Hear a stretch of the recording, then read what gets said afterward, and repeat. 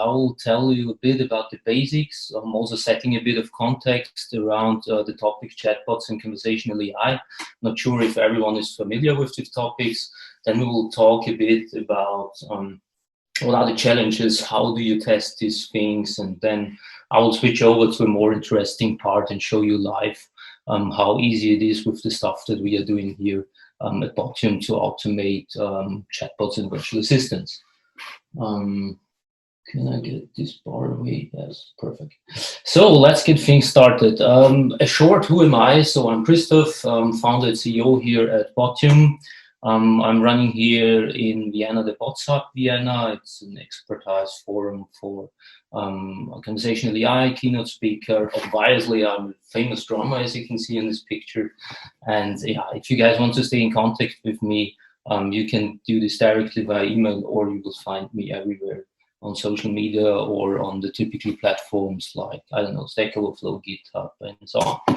So setting a bit of context, because conversational AI really drives some disruption right now, and as this is happening only every 10 years in our industry, I'm emphasizing a bit on this just with a bit of history. If we go back a few years in the 80s, the personal computer was moving into our households. Then 10 years later, we saw web browsers becoming universal operating systems, and we started to develop software for browsers and not for platforms like OS X or Windows anymore. And then maybe the best example for real disruption was the introduction of the smartphone, because it really replaced everything that was there before. And now, once again, 10 years later, in 2018, we saw this big boom of conversational AI, meaning chatbots and virtual assistants coming up. And this stuff is really taking over right now in all domains and industries. And for those who really haven't heard what chatbots are, I have here a 1-minute video that gives a short introduction. If you're not building a bot, you're already behind. The age of robots is now. And the more people interact with them, the more they'll realize the value of humanless interaction. But what exactly is a bot? A bot is a computer program that automates certain tasks, typically by chatting with the user through a conversational interface. Bots plug into messaging apps that have even surpassed social media platforms in usage, and play into a larger shift we're seeing in consumer behavior. People shop and buy in a world of immediacy. Messaging is how they communicate. Having an app won't cut it anymore. Today, half of smartphone users download a whopping 0 apps per month. Bots meet users where they already are. No app download or URL necessary. That's the superpower of bots. Efficiency. There's no complicated phone menu or ill-informed service rep. By chatting in a familiar conversational interface, bots ask what they need to understand and solve a problem.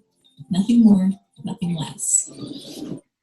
Yeah, it was a good last sentence. Nothing more, nothing less. This is why all big enterprises out there are working on conversational AI.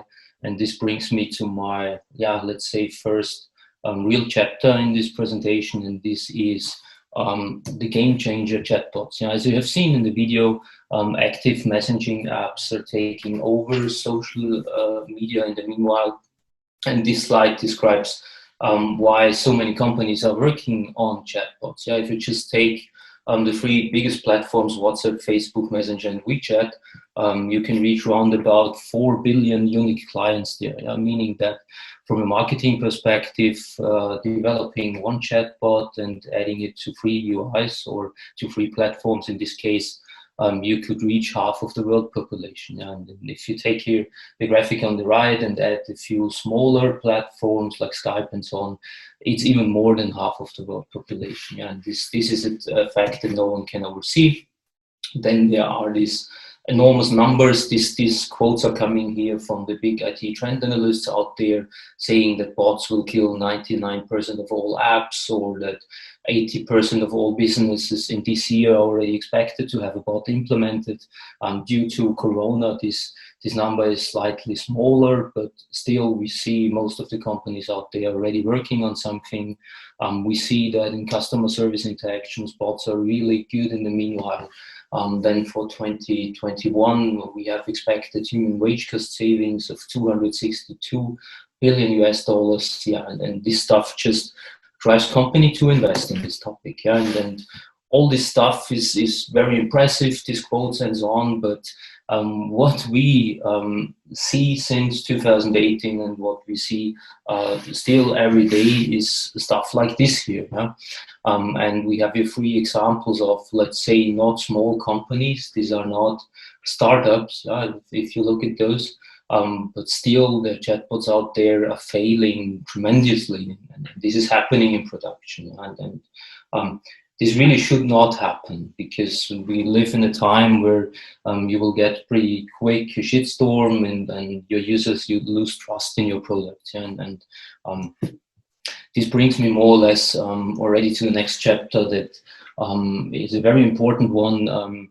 Answering the questions, why are bots failing? Yeah, why are we seeing stuff like this? Why do we see always this sorry, I don't understand that we really are fed up with? And to go further here, there are a lot of partial reasons for this happening. First of all, I would say artificial intelligence is still not that accessible, meaning that a lot of the bots you come across out there in the wild are still based on a decision tree logic. Yeah?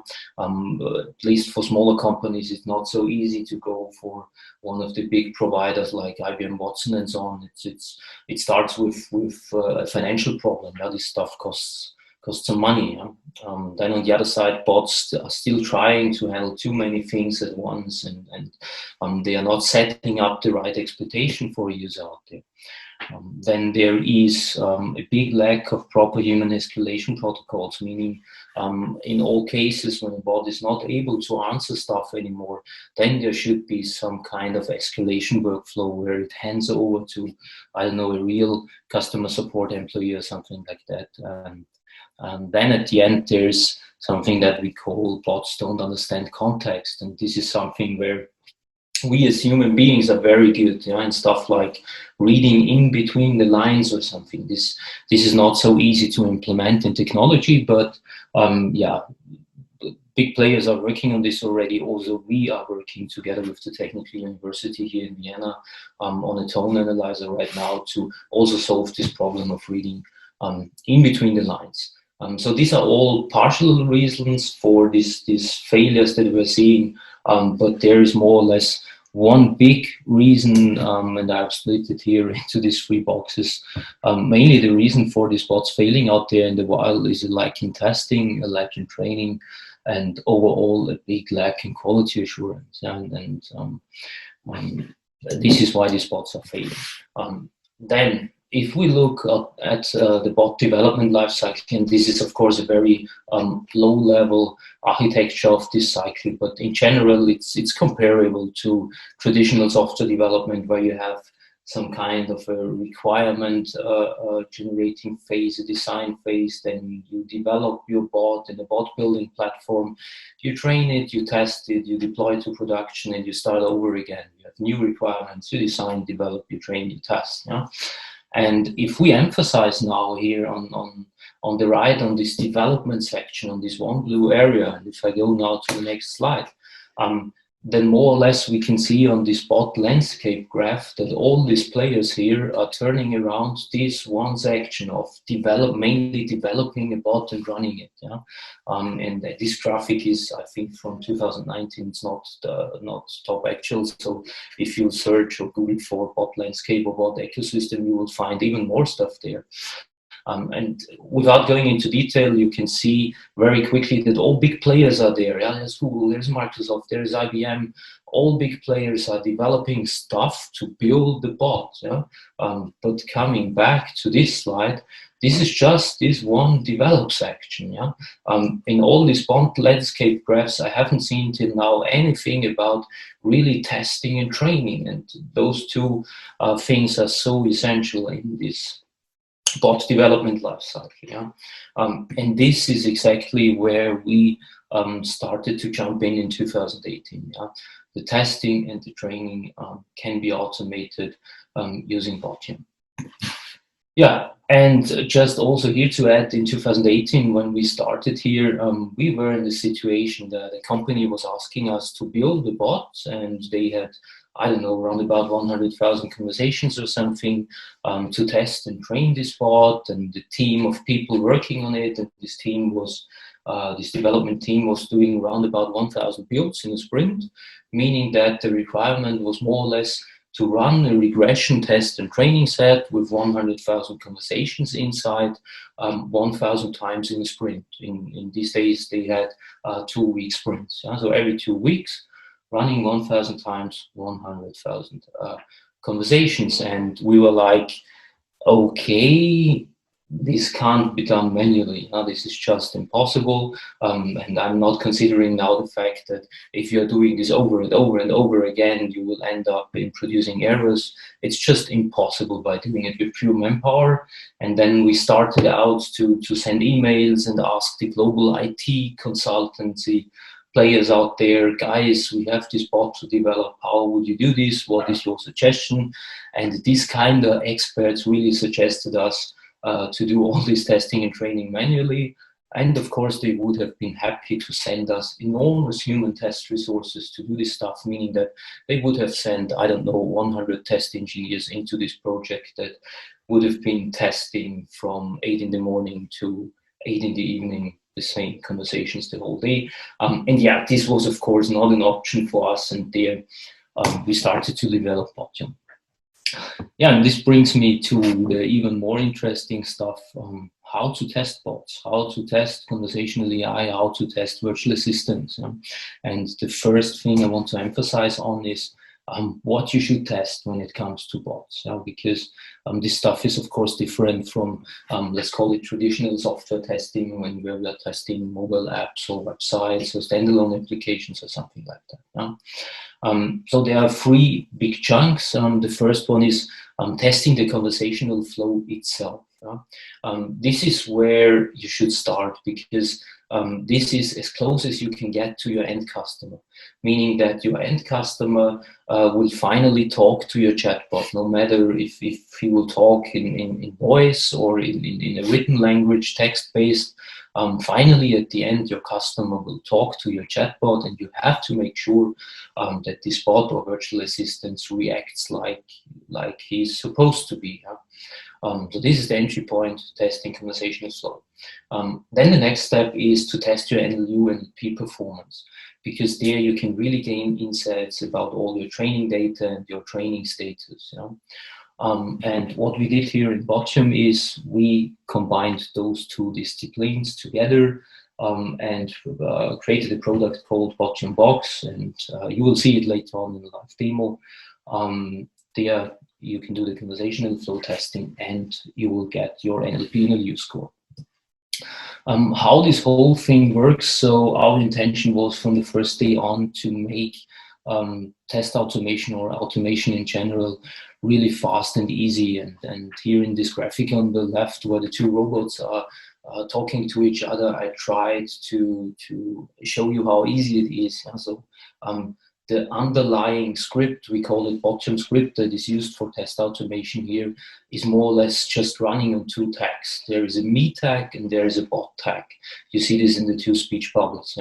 And what happens here is everything that we put after the me tag will be sent to the chatbot, and everything that we put after this bot tag will be asserted in the response. So in this first graphic, we are more or less describing a test case where we are sending howdy to the bot, and we are expecting hello as an answer. And I've made this speech bubble green to show you that here the assertion is happening, and in best case, the bot replies with hello. Of course, this is the easiest example I can show you. It's just text-based. We are not talking about sending pictures or fancy carousels or whatever. Of course, this is also all possible. Coming to the right here, this is more or less kind of the stack that we are using behind the whole automation, and the heart of the whole Botium family is here, the Botium core that you see in the middle. This is more or less the guy, the server, the agent, how we call it, that sends the conversations to the bot and gets the reply. This reply is getting asserted, the stuff is then shipped back to bottom box. This is the user interface you see here on the left in the circle. And there we have all the results. And from there, we're also sending the test data and so on to the core. So finally, we get more or less kind of an infinite loop, where bottom box is feeding this core with data. The core is testing against the bot, taking over the results and ships it back to the box. This is more or less the very low-level architecture that we are using here behind. Good, then I want to tell you something about test levels, because when we're talking about testing conversational AI, you shouldn't start testing end-to-end like you maybe are doing it when you test a mobile app or something like that. When it's about testing conversational AI, you should always start on an API level. And the reason behind is very simple. On the API level, we can execute a lot of tests, a big amount, very quickly. Coming back to the example that I had before when we started everything in 2018, where we had this requirement of testing 200,000 conversations 1,000 times a week. These 200,000 conversations or 100,000, no matter, we can execute on an API level in a minute maybe, or even less. And when you have to run these tests all the day through your continuous integration delivery pipeline, you need this kind of speed. And only when you succeed on this API level, meaning you have confidence there that your bot is able to answer these 200,000 conversations, you do the next step and you go to your user interface.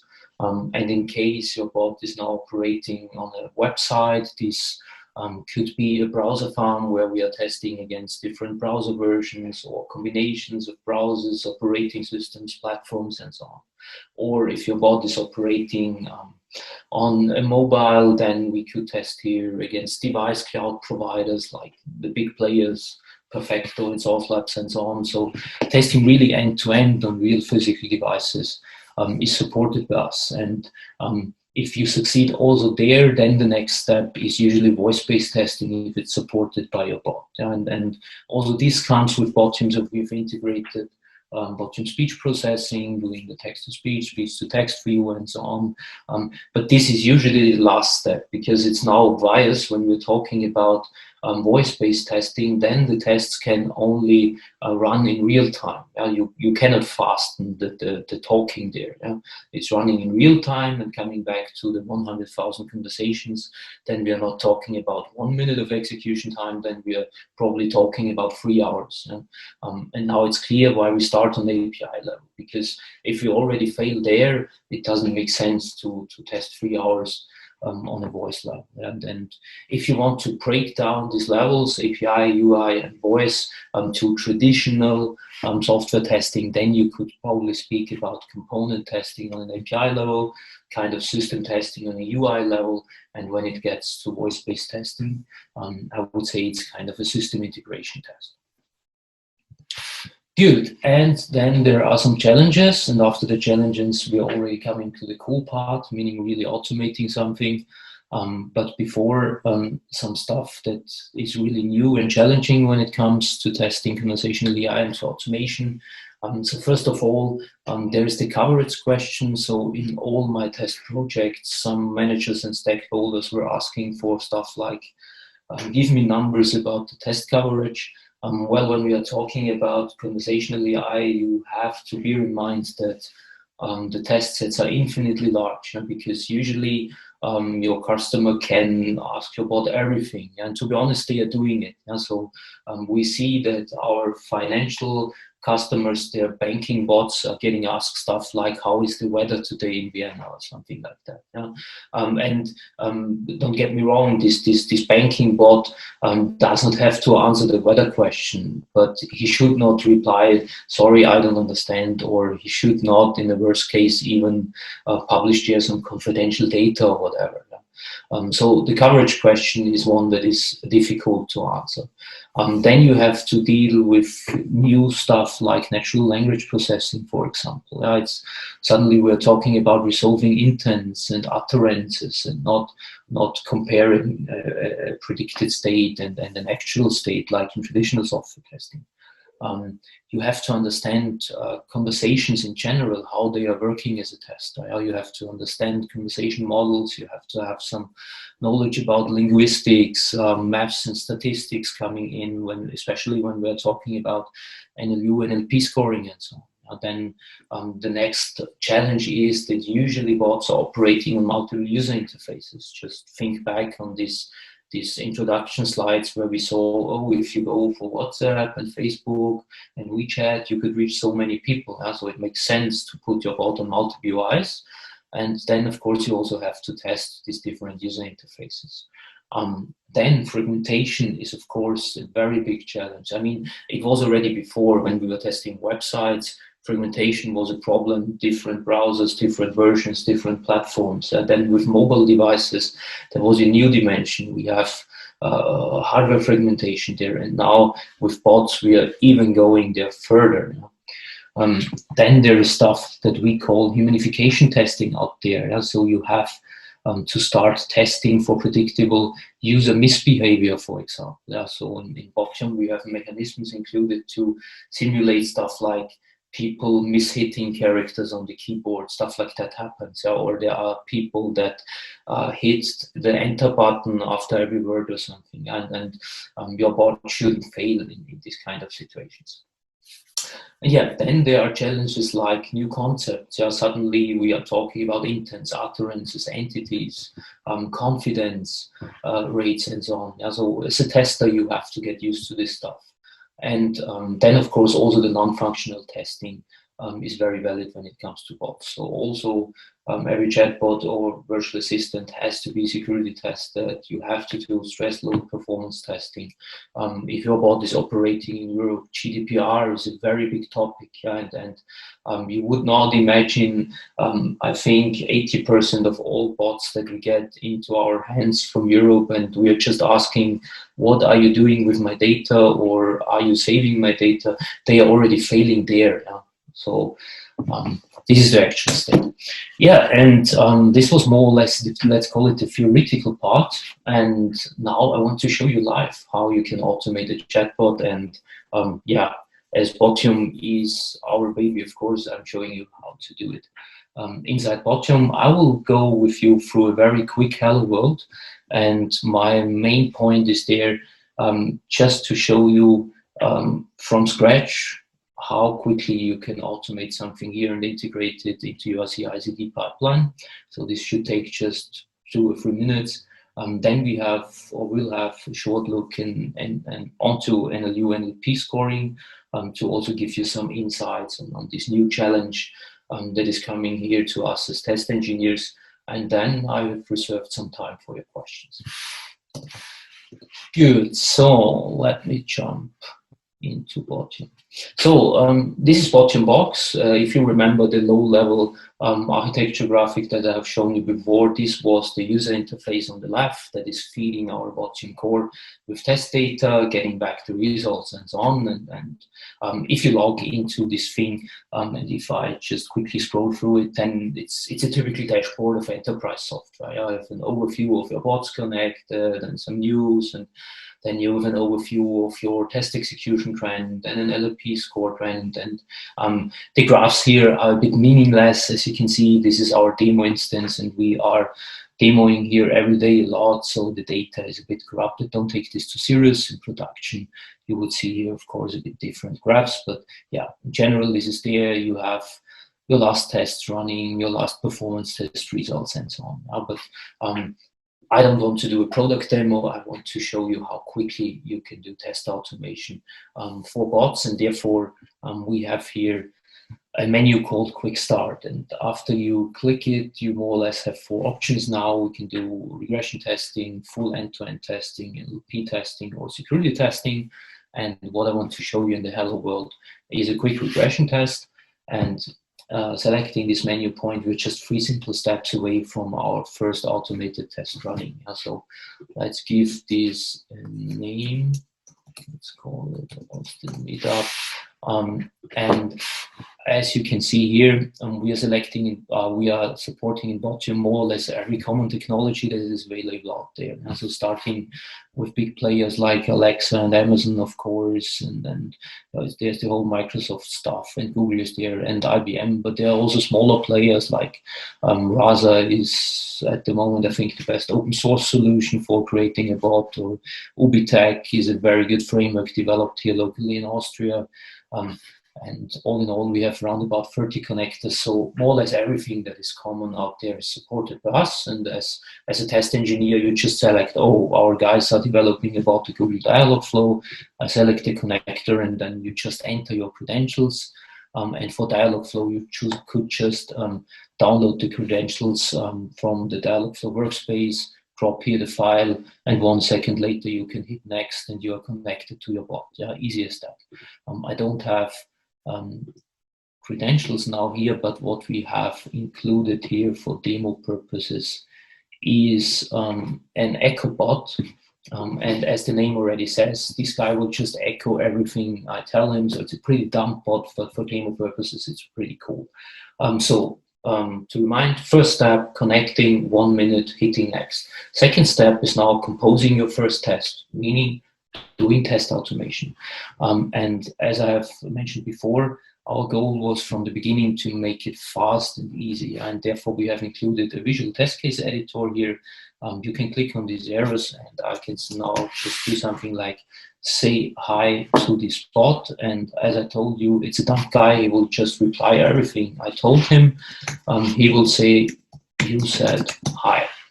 And that's it. So I have defined now that we will send hi to the chatbot, and we are asserting to get the reply, you said hi. Easy as that. And I could just hit here the plus buttons and add whatever next step here in this conversation. Yeah? And of course, on the other side, I could do the assertion. And of course, not only text is possible here. We have here asserters to check more or less for everything, for buttons, cars, carousel, the whole NLP stuff. I'm not going into detail here. It's just about a hello world for this moment. And therefore, I will just send hi and check for you said hi. Hitting next. That's it. So first step, connecting. Second step, just doing a quick first step. And third step would now to do a few settings. I have enabled here to create CI/CD integration, and the rest is okay to be off for the moment. I say just save and start testing, and that's it. Yeah? Bottom box is now doing all the magic for us in the background, meaning that virtual agents are starting now executing the tests. Sending it to the bot, asserting for the reply, and while I'm talking, everything happened. So we can see here the graphical representation of the result. We have sent hi to the bot, we got back, you said hi, everything is green, assertion was fine. That's it, yeah, easy as that. Have a small dashboard here that gives you even more insights, of course, for this very quick, easy test. You can't see here a lot or get a lot of insights, but if you consider these test sets with 100,000 conversations, you can get here a lot of data. And the cool thing is, if I go now into my test projects, we can see that an Austin meetup was generated due to the fact that I had the switch for creating CI/CD integration on. Bottom box automatically generated for us this webhook here, meaning that I can copy now this webhook and include it in my CI/CD pipeline. No matter what orchestration tool we are using there. I think in testing at the moment, Jenkins is very common, or this could be also, I don't know, Bamboo, Travis, Circle CI, CodeJib. However they are called, every pipeline orchestration tool is able to call the webhook. Yeah? And every time this webhook is called, Bottom box would execute exactly those tests we have automated right now. And in this case, it would deliver back the results in JSON format to the pipeline. Now, of course, all this stuff can be parameterized, how you want to deliver stuff, or if you want to inform your stakeholders if something broke and so on. So these things are all there. I can't go into all these details here. Yeah? This would just be too much. But the thing that I really wanted to show you is it took us just 2 or 3 minutes to set up here an automated test for a bot that can be executed now through your pipeline 1,000 times in a week. Like this example we were faced with in 2018 that I told you. Of course, in your regression test, we would have more than saying hi and use it hi and so on. But if you, as a test automation engineer, I think you guys are for sure familiar with Selenium or Appium or stuff like that. Just think about from scratch, if you really start with for testing a mobile app in Appium, starting by creating the whole test framework around it, setting your capabilities, choosing the browser, writing your first Selenium test, finding element selectors and so on, getting results, and then making this runnable through a CI/CD pipeline. So I was doing this for the last 20 years, more or less. And the bigger the enterprise was, the longer this took us, because we had firewall issues and stuff going on. But usually this took us weeks, in worst cases months, to have something like this there and running. And therefore, with this experience of the last 20 years, I'm still, after doing these demos, I think I've done hundreds of them in the meanwhile, I'm getting so excited when I can see how quickly, how fast and easy we can do this. And yeah, this would be a hello world, and just text-based, very quick. To show you that, of course, there is so much more stuff possible than just text-based things. I'm just giving you a few examples of test results from a few sample bots we have included here. So for this direct line bot, we can see, for example, in the results, the different input and output methods that are possible. So as you can see here, it's not text-based anymore. Here we are working with cards, or in this case, we have been working with buttons and lists and stuff. So more or less everything that modern bots are using out there is supported by us. Or here it was a form that we were filling out, or this help gives all options of the bot. And this is also a good example, because you can see here how it looks when an assertion failed. So in this case, the bot was not responding in a given time period. So it was more or less a timeout, and this is how it looks like when something fails. And the cool thing is that in this moment, probably this information is not enough for the bot developer, but therefore we have always these arrows where you can click on and you get the full transcript, the full request, the full response that was sent. And with this information, usually every chatbot developer should be able to also solve this problem out there. So what else can I show you? Maybe end-to-end testing when it comes to testing in a browser, for example. There we have, let's go for the web browser. So this is, for example, a banking bot tested in a web browser, and there you can see in the test results that we are also adding the screenshots of the browser farm where tests are executed. So this is what I meant before in these test levels. In the hello world, where we say hi to the bot and just checking to get back use it hi, we were testing on an API level, very quick and so on. In this case here, we were testing end-to-end against the browser farm, for example. Or maybe a last example, because this is usually a question in demos: what if it comes to voice-based testing? Are we able to do this? And as I've said in the slide section, yes, of course we are. Not here. Oh, this guy was not executed. I have no results. Oh, I have results. Perfect. So this is an example where, for example, we were using audio files as an input and send it to the bot, and were then asserting for the reply. In this case, we were asserting to detect the right intent. It was book hotel, and to detect two entities. 2 night stays in London. Actually, you will understand where this is coming from when I play the audio file. But just to give you the background, what our customers or our users are doing there. Most of our users are, for example, recording their customer support calls. This is when you are in a support hotline, when you get this question, are we allowed to record this session for training purposes and so on, blah, blah, blah.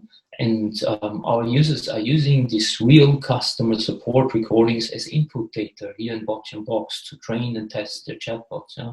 So they even don't have to produce the test and training data. It's produced by their customers, to be honest. And this is pretty cool. I hope you can hear this. So this audio file was sent to the chatbot in this case. Hi, please book a 2-night stay in London. Yeah, this was the audio file.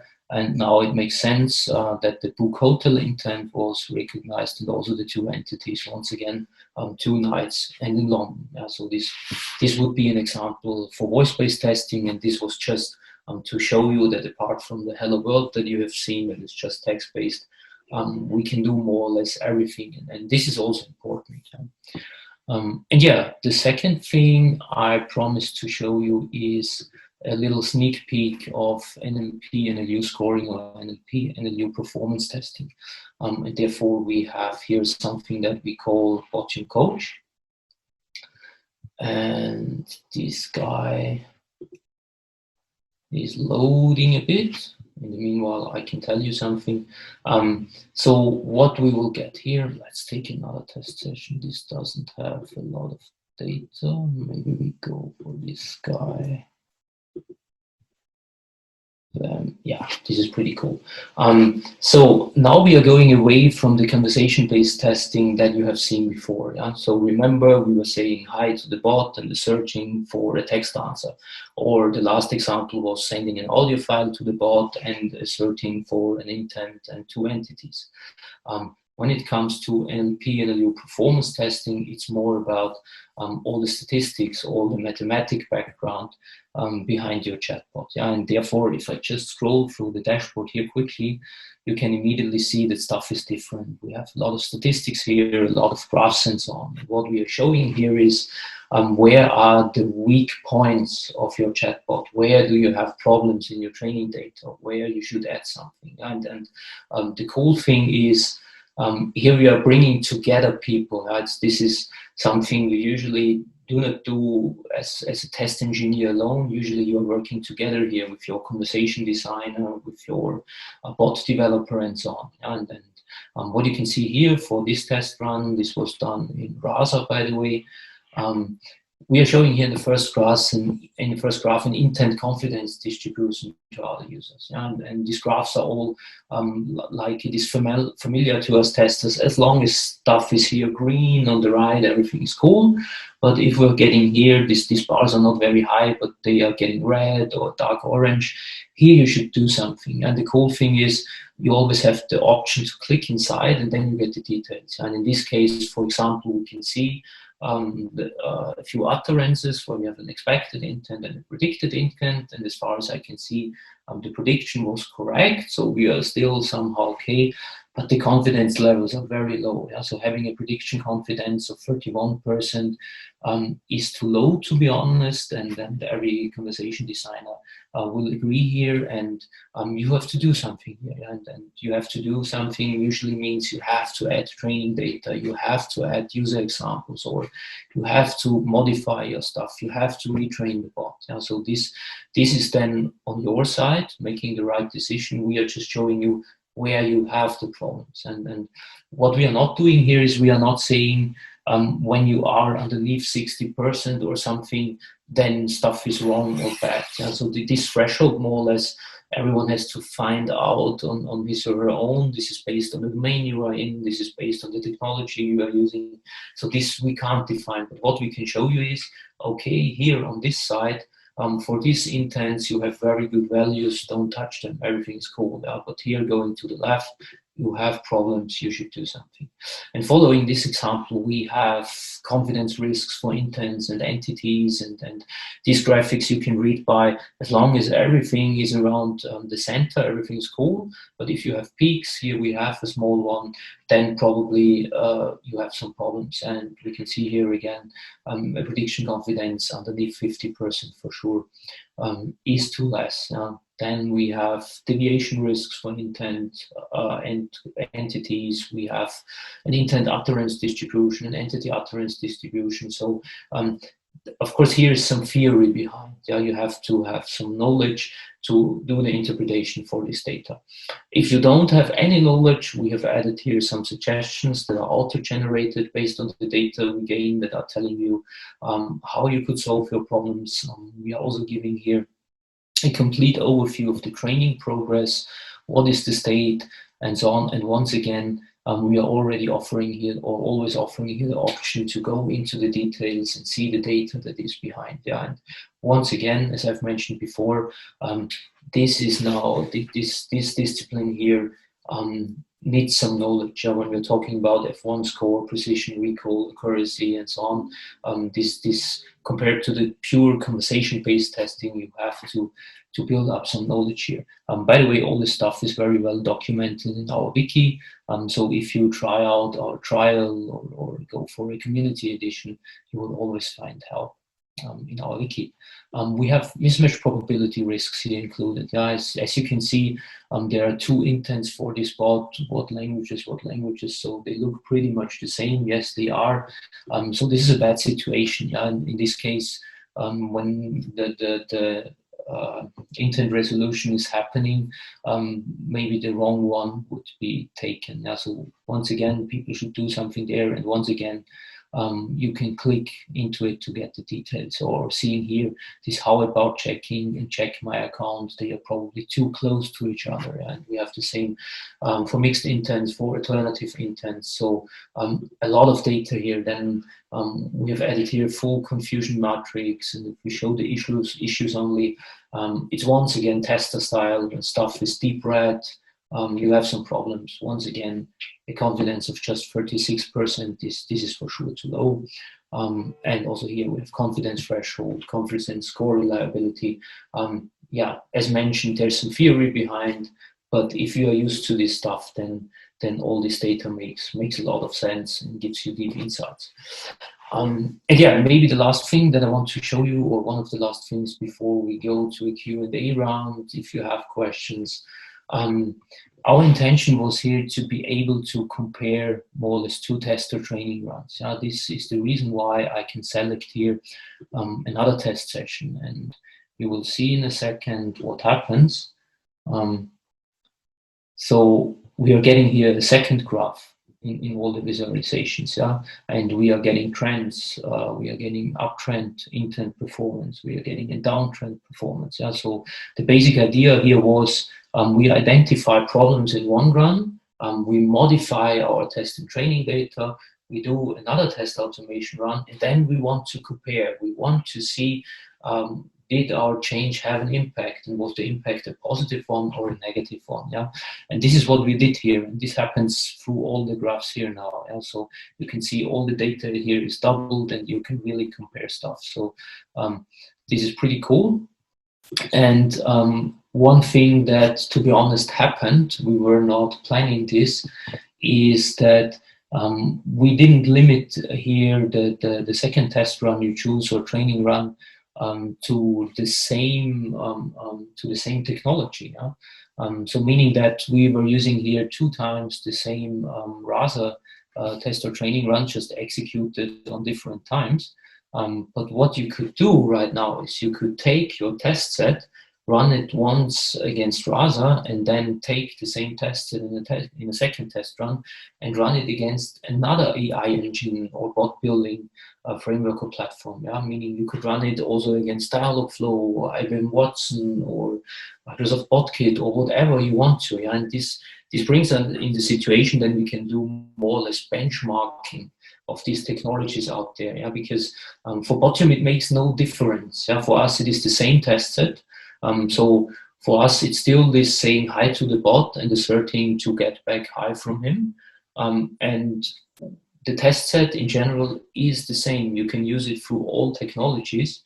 And therefore we can do benchmarking. And when we realized that this happened, more or less by accident, that we have this feature, we first thought, there might be no big case for it, because at least when we're talking about big players like IBM and Google and so on, there won't be big differences. But to be honest, you would be very surprised how big the differences are. So depending on the domain you are in and the training data you have, the differences are enormous. So yeah, just to mention this, that we can also do benchmarking here. And maybe really a last thing before we go to Q&A, because usually this is also a question coming. Yes, I have realized now here we have low confidence, and Christoph, you said you have to add training data and so on. What do I do now? How do I do it? What should I do? And therefore we have added lately test data augmentation here, or automatic test data augmentation also in Bottom Box. That's a pretty cool feature, and that is one possible solution. Yeah, so to show you how this is working, I go to our paraphraser test set. So, blop, blop, blop. This is, by the way, Bottom script. This is a scripting language that is used by Bottom in the background all the time. And this is now a list of utterances or user examples for one intent. Yeah, in this case, for the intent book a flight. And I have now deleted a few utterances, and 3 are, of course, not enough. So we would probably have here pretty low prediction confidence. And Bottom coach would tell us you should do something here. And now at this point, we could sit together in the whole team with conversation designers and linguistic experts and think about what could be possible user examples, or we just use the magic here of Bottom Box and hit this paraphrase button here. And what happens now is that Bottom Box automatically augments test data for us, meaning it creates user examples, and I could check now, oh, those 2 fit, or usually all are fine, so this thing is working great, usually. So we made in 3 seconds out of 3, 12 user examples. And if you might say, oh, it's still not enough, I just hit the button again, yeah, and we end up after a few seconds later from 3 to 27, and you hit it 2 times again, and you have 150. Yeah, then you go back to Bottom coach, you rerun the test session, and it's very likely that this problem here is gone, for example. Yeah? So this is one possible solution for these problems that are detected here.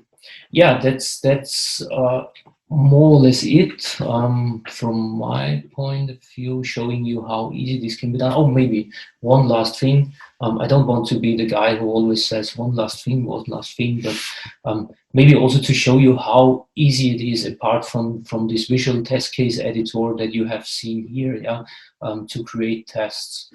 We have created a lot of possibilities to compose new test sets, new training sets, and so on. And one, for example, is having a live chat. Yeah? So I'm once again now connecting to the Stump Echo bot that you have seen in the Hello World. And this is a live chat, so I could just talk to him. Yeah? He knows an intent, show me a picture, I think. Yes, he does. And he knows another one, give me buttons or something. So imagine you could just chat here with your chatbot. Yeah? And this feature was initially created by our developers to test the connection credentials, just to check if we are really connected to the bot and if he is answering. And having, in the meanwhile, we are aiming for 100,000 users to the end of the year. We are getting a lot of feedback by these guys, and one feedback that came very early was, hey, it would be cool if we could just save this live conversation as a new test set. Yeah? This would make test automation so easy for us. And this is exactly what we did. We have here a save test set button, and let's call it demo Austin. I hit save, and Bottom Box is doing all the magic in the background. Yeah, so if we go now to test sets and search for this demo Austin set, then we can see here in the visual test case editor that Bottom has created the whole test. So I've said hi, then they will show me a picture. You can see here the special asserter for this media type picture, where we are checking the correct URL and the right HTTP response code, and then we are checking for these 2 buttons we got back, and so on. Yeah, easy as that. And this is, for example, one way of very easy composing new tests. These are a lot of our users out there giving out even to non-technical users, yeah, to people working, I don't know, in a supermarket, yeah, and they are telling them, oh, just chat here with our bot and ask the questions that usually our customers are asking you in the store. Yeah? And at the end, we hit this save button and we have an entire test site here. Once again, I'm coming back to my career. Just imagine coding this stuff, yeah, somewhere in Selenium or Appium and so on, how much effort you put inside. And here these things are just happening. You hit save as a new test set and the stuff is there. And just to show you, as I was mentioning already, Botium script in this me and bot tags, this is what is always underlying. Yeah? So underneath the visual test case representation, Botium box was generating the according Botium script. And as I told you in the slides, we have just the me tag and everything underneath is sent to the bot. It was hi, and we are getting back user hi. We had shown me a picture, and here is this media asserter to check the picture and so on. So what I'm emphasizing on right now is that, of course, you could also just script everything here. And there I'm coming back to this cool situation that we have reached a point where a lot of different roles are using our products. It's the chatbot developer usually we see using this Botium script. Yeah, it's easy and fast for them, and we have here strong Git integration integrated. Yeah, so usually you just register here a Git repo that holds all your tests. By the way, also a very important point, please version all your test sets and test cases. Yeah, they should be versioned like source code. And therefore we have here Git integration. And as a chatbot developer, you usually just take your IDE, whatever you're using there, yeah, and you check out this Git repo with your test insights. And in this Git repo, in your usual environment, you just code here using this Botium script your tests. Yeah? So this is the preferred way of developers. Yeah? And then we see conversations designers out there. They are not coders, but they also want to automate. Yeah? And they are usually using this visual test case editor, where they just say, hey, I hit this add button and do whatever, yeah? And do the assertion afterwards. And as mentioned before, easiest way is to use this kind of live chat where you just say, save this whole thing as a test set. And now, as I promised, I'm really done and I'm ready for your questions if you have some. Is there a roadmap for upcoming Botium releases? Yes, of course. So in general, we are very agile here. So at least every month there is a new release. Not all are major releases, but we are releasing very regularly. We have a lot of stuff in the backlog. As I mentioned in the slides, we are working together with some research facilities right now. For example, with the Technical University here in Vienna, we are creating a tone analyzer that will be there. We have stuff in the backlog like monitoring for conversational AI, meaning that you won't have to trigger test automation for a pipeline or something. We will permanently monitoring the bot. Then one very big thing to come is, but this won't be there in the next few releases, but probably next year, is kind of state where we're trying to reach a self-healing mode, yeah, meaning that we are detecting in the monitoring problems. You could imagine something like low prediction confidences here, and then we are auto-suggesting solutions for it, for example, creating new training data, as you have seen it with the paraphraser. And then in the first step, we will give the user the option by asking him to push a button to automatically fix this stuff. And then the next step will be to even remove this button, yeah? Meaning we will end up in kind of infinite loop where we are monitoring, detecting problems, creating the solution, retraining, publishing to production. So as a user out there, you will see more or less here in the dashboards, oh, we had last week some problems, confidences were going down, and Botium predicted problems that will come up in future, but we also automatically solved this thing. So this is one of the big things that are coming. What is coming right now in the next releases is one very cool thing that we call the Botium crawler. This guy, you can imagine like a crawler that we know from websites that go through a site tree or something like that. Yeah? If you put this onto a bot, we will crawl through crawl through the conversation model or the conversation tree behind the bot and more or less check all the possible paths. And this, of course, will work out very good for bots that are based on buttons and stuff where you don't have free text fields, for example. And then we can there always compare if there is a change in this conversation model or conversation tree, are the results the same and so on. So this crawler is coming, and of course this saves you a lot of time because you don't have to code these test sets. And another thing that is coming in the next 1 or 2 releases, or maybe 3, I'm not sure, is something that we call BotchionBox Mini. This will probably replace our actual community edition, and it's just to give even more back to the community. As I've told you before, we have this enormous amount of users we were not expecting 2 years ago when we were starting that we will have or end up with so many users after such a short period. But what we see is that a lot of guys are struggling on hosting an enterprise application like this on their own servers, or for most of the guys, all these features here included are simply too much, even in the community edition that has less features than this enterprise here. And therefore we are creating a BotchionBox Mini, and we will do all the hosting for our customers out there. So they just register on probably mini.botchionbox.com or something. And then they have free usage, they can run the tests there. It's even eligible for company production usage. So we are not limiting there. And we are taking away these impediments that we see that people are struggling with the setup or with too complex features and so on. So if I go down here and show you something like, I don't know, a stress test result or something like that. So stress testing, performance testing, security testing, this usually comes after you have done your groundwork, after you have a regression test set that is working, after you have done end-to-end testing in browsers, on mobile apps and so on.